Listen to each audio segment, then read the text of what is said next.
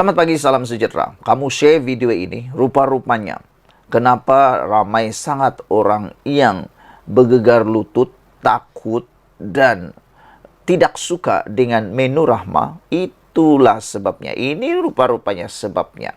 Mengapa orang-orang dalam PAS seperti hilang akal berkaitan menu rahmah. Inisiatif tanpa modal yang membuatkan PAS seperti hilang akal.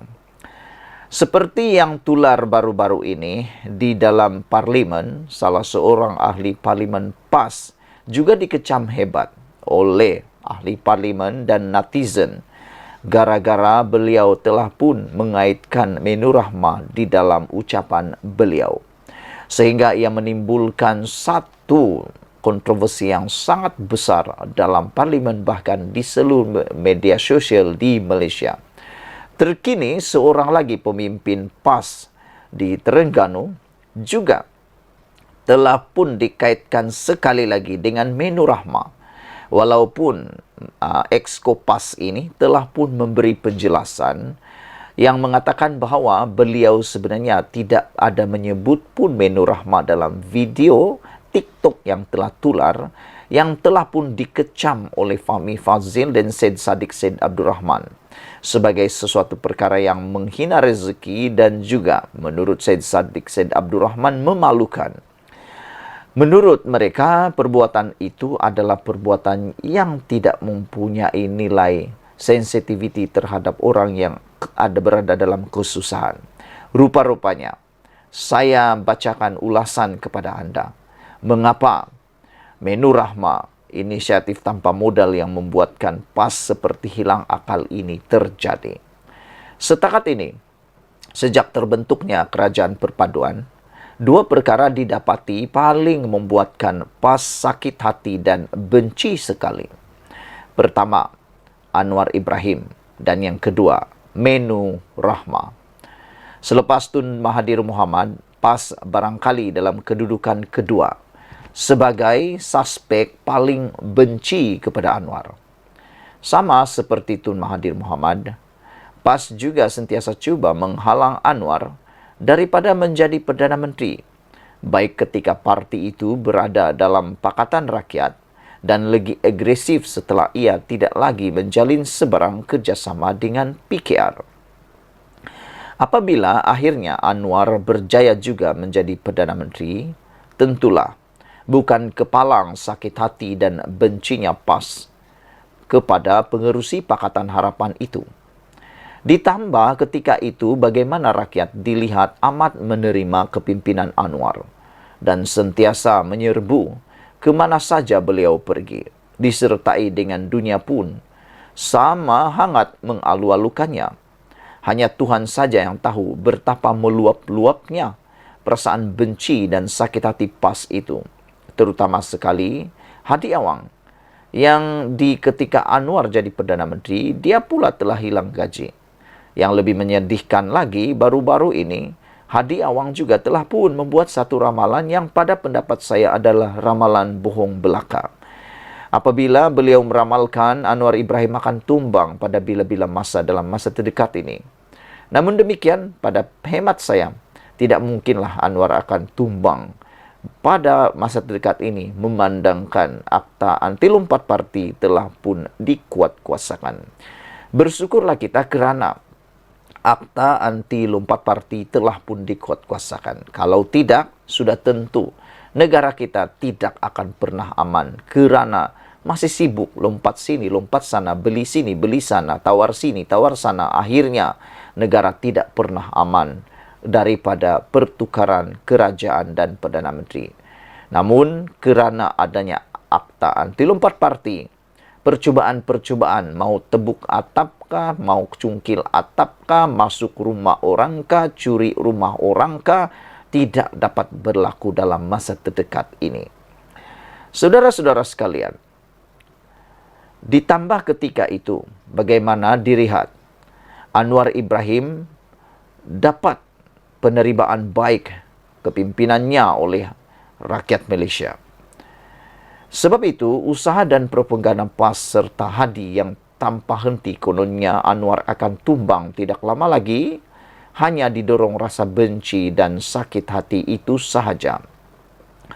Tiada sebab lain selain daripada itu yang mendorong PAS serta Hadi sentiasa berusaha mencari jalan cuba menebuk atap untuk menjatuhkan Anwar.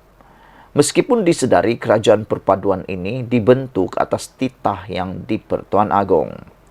Malah, walau dikepung dengan akta anti lompat parti sekalipun, yang pada hakikatnya kerajaan hanya mungkin bertukar melalui PRU, PAS sentiasa membakar hati para pengikut dan walaunnya tentang kemungkinan Anwar boleh tumbang pada bila-bila masa. Suka hatilah nak buat apapun tok guru, bak kata Anwar, biarlah Hadi terus merancang dan mengigau. Yang kedua, paling membuatkan PAS benci dan sakit hati ialah pengenalan menu rahmah oleh Salahuddin Ayub, Menteri Perdagangan Dalam Negeri dan Kos Sara Hidup. Tiada usaha atau inisiatif lain daripada kerajaan selain menu rahmah yang membuatkan PAS memperuntukkan banyak masa dan tenaga untuk mencari salahnya.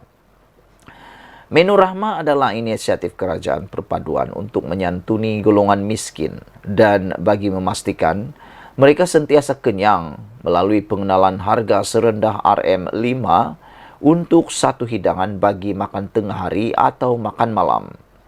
Ia adalah gambaran paling mudah untuk menunjukkan kerajaan perpaduan ini mempunyai perasaan kasih sayang dan ingin membela hidup rakyat semua bangsa.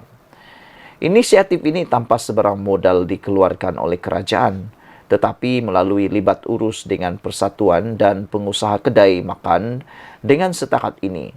Selain lebih 15,000 kedai makan di seluruh negara terlibat menyertainya, bahkan restoran makanan segera seperti McD, KFC, Burger King, Mary Brown dan pelbagai lagi turut bersama-sama menjayakannya. Makna kata, melalui pengenalan menu rahmah, keberangkalian untuk rakyat kelaparan tak mampu membeli makanan amat tipis sekali.